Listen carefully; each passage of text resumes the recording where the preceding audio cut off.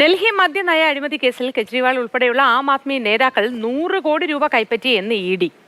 BRS നേതാവ് K കവിതയിൽ നിന്നുമാണ് തുക കൈപ്പറ്റിയത്. കെജ്രിവാളിനെയും കെ കവിതയെയും ഒന്നിച്ചിരുത്തി ചോദ്യം ചെയ്യും. കെജ്രിവാളിനെ ഇന്ന് ഡൽഹി റോസ് അവന്യൂ കോടതിയിൽ ഹാജരാക്കും.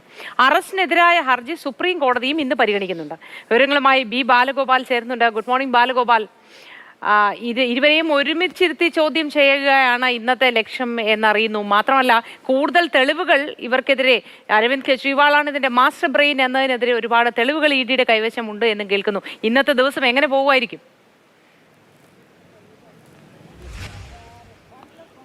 ഇന്ന് വളരെ സംഭവബഹുലമായ ദിവസങ്ങളാണ്. പ്രത്യേകിച്ച് 2 കോടതികളുടെ നടപടികളാണ് ഏവരും ഉറ്റുനോക്കുന്നത്.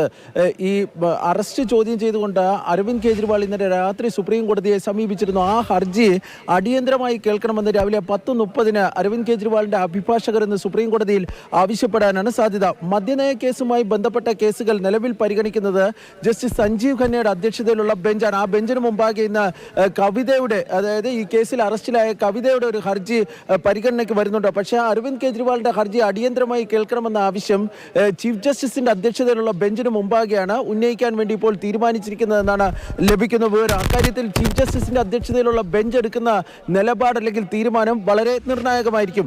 ഇന്ന് രാവിലെ അരവിന്ദ് കെജ്രിവാളിനെ എനിക്ക് പിന്നിൽ കാണുന്ന ഇഡിയുടെ ആസ്ഥാനത്ത്, അദ്ദേഹം അവിടെയാണ് ഇന്നലെ രാത്രി കഴിഞ്ഞിരുന്നത്. അവിടെ എത്തി ഈ മെഡിക്കൽ സംഘം അദ്ദേഹത്തിന് പരിശോധന നടത്തിയിരുന്നു.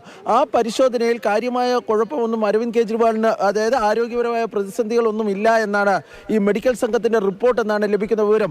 ഉച്ചയ്ക്ക് ശേഷമാണ് ഡൽഹി റോസ് അവന്യൂ കോടതിയിൽ ജസ്റ്റിസ് കാവേരി ബവേജയുടെ മുമ്പാകെ അരവിന്ദ് കെജ്രിവാളിനെ ഇപ്പോൾ ഹാജരാക്കുവാൻ വേണ്ടി തീരുമാനിച്ചിരിക്കുന്നത്. PMLA കേസുകൾ കേൾക്കുന്നത് ഈ കാവേരി ബവേജയുടെ കോടതിയാണ്. അതുകൊണ്ടാണ് അവരുടെ മുൻപിൽ ഹാജരാക്കുവാൻ വേണ്ടി തീരുമാനിച്ചിരിക്കുന്നത്. പക്ഷേ ഈ സുരക്ഷാ കാരണങ്ങളൊക്കെ കണക്കിലെടുത്തുകൊണ്ട് നേരിട്ട് ഹാജരാക്കണമോ അതോ വീഡിയോ കോൺഫറൻസിങ്ങിലൂടെ ഹാജരാക്കണമോ എന്ന കാര്യത്തിൽ ഇതുവരെ ഒരു തീരുമാനം ഉണ്ടായിട്ടില്ല. ഏതായാലും ഉച്ചയ്ക്ക് ശേഷമായിരിക്കും ആ നടപടികൾ നടക്കുന്നത്.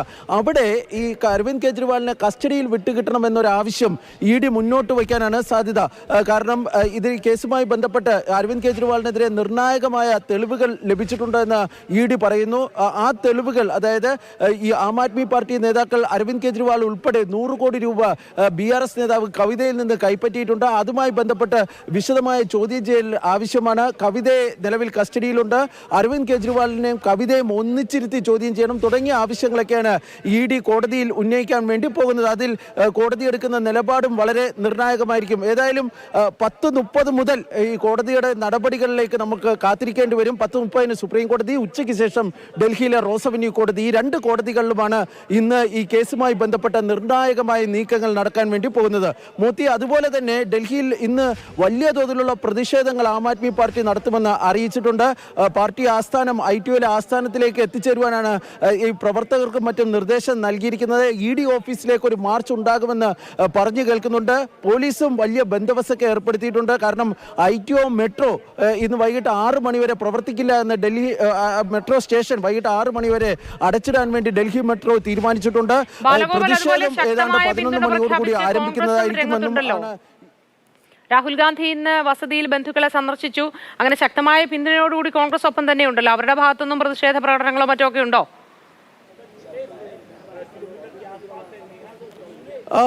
അരവിന്ദ് കെജ്രിവാളിന് പ്രതിപക്ഷ പാർട്ടികളുടെ ഭാഗത്ത് നിന്ന് വലിയ പിന്തുണയാണ് ലഭിക്കുന്നത്. കാരണം ഇന്നലെ ഈ അറസ്റ്റിന് പിന്നാലെ ഏതാണ്ട് രാജ്യത്തെ എല്ലാ പ്രതിപക്ഷ പാർട്ടികളുടെ നേതാക്കളും ഈ അറസ്റ്റിനെ ശക്തമായി അപലപിച്ചിരുന്നു. രാഹുൽ ഗാന്ധി നേരിട്ട് അരവിന്ദ് കെജ്രിവാളിന്റെ ഭാര്യയുമായി സംസാരിച്ചിരുന്നു. ഇന്ന് അരവിന്ദ് കെജ്രിവാളിന്റെ ഭാര്യയെയും കുടുംബാംഗങ്ങളെയും രാഹുൽ ഗാന്ധി സന്ദർശിക്കുമെന്നാണ് കോൺഗ്രസ് നേതാക്കൾ അറിയിക്കുകയും ചെയ്തിട്ടുള്ളത്.